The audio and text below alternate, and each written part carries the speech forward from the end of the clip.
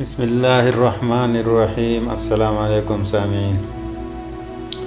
حضرت محمد صلی اللہ علیہ وسلم نے فرمایا، جو حق پر ہونے کے باوجود جھگڑا نہیں کرتا، میں اس کے لیے اعلیٰ جنت میں گھر کا ضامن ہوں۔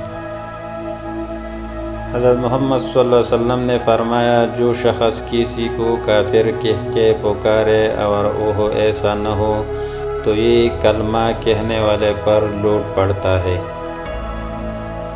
حضرت محمد صلی اللہ علیہ وسلم نے فرمایا، اللہ تعالیٰ ایسے شخص کو اپنے عرش کے سائے میں جگہ دے گا جس نے تنہائی میں اللہ تعالیٰ کا ایسا ذکر کیا کہ اس کی آنکھوں سے آنسو جاری ہو گئے۔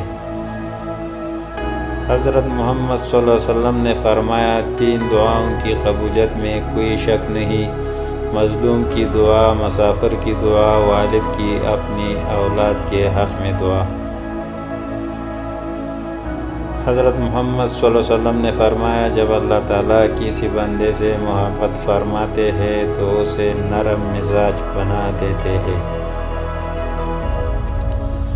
حضور صلی اللہ علیہ وسلم نے فرمایا، ایک وقت آنے والا ہے جب لوگ نیکی پر شرم اور گناہ پر فخر کریں گے۔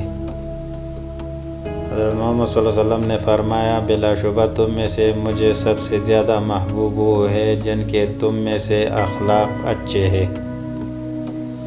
حضرت محمد صلی اللہ علیہ وسلم نے فرمایا، دوسروں کے بارے میں اچھا گمان رکھنا بہترین عبادت ہے۔ حضرت محمد صلی اللہ علیہ وسلم نے فرمایا، لوگوں پر ایک زمانہ ایسا آئے گا کہ انسان کوئی پرواہ نہیں کرے گا کہ جو اس نے حاصل کیا حرام سے ہے یا حلال سے ہے۔ حضور صلی اللہ علیہ وسلم نے فرمایا، غصہ شیطان سے اور شیطان آگ سے پیدا کیا گیا ہے اور آگ پانی سے بجھائی جاتی ہے، اور جب تم میں سے کوئی غصہ ہو تو اسے وضو کر لینا چاہیے۔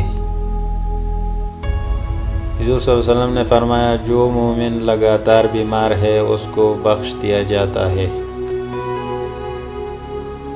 حضرت محمد صلی اللہ علیہ وسلم نے فرمایا، جب ایک جوان انسان توبہ کرتا ہے تو مشرق سے مغرب تک کے قبرستانوں میں 40 دن کے لیے عذاب ہٹا لیا جاتا ہے۔ حضرت محمد صلی اللہ علیہ وسلم نے فرمایا، اللہ تعالیٰ اس کے چہرے کو روشن کرے جو احادیث سن کر آگے پہنچائے۔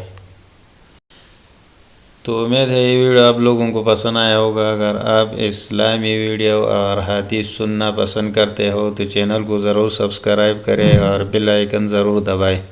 ویڈیو کو لائک کریں۔ آئندہ ویڈیو آنے تک اپنے بھائی کو اجازت دیجیے۔ اللہ حافظ۔